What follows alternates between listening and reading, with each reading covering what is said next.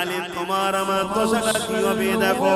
তোমার আমরা যাদের পিছনে ঘুরে বেড়ায়, যাদের জন্য জিন্দেগি কুরবান করে দেয়, যাদের পিছনে টাইম গুলোকে নষ্ট করে কাটিয়ে দাও, যারা তোমাদের ক্ষমতা নিয়ে মসজিদ মাদ্রাসাকে উজাড় করতে লেগেছে, মনে রাখবে সেই দিনে জাহান্নামী গুলো তোমাদের কিছুই করতে পারবে না, তাদেরকে তোমরা খুঁজেও পাবে না।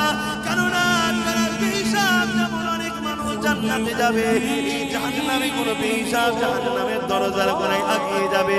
মনে রাখবে কানা মিকদারু 50 আলফা সানাতি, 50,000 বছর পর বিচার শুরু হবে। ওই দিনটা কেমন হবে আল্লাহ পাক জিবরাইলকে জানিয়ে দেবে, ও জিবরাইল আমার জাহান্নামকে নিয়ে এসে আরশের পাশে বাঁধাও।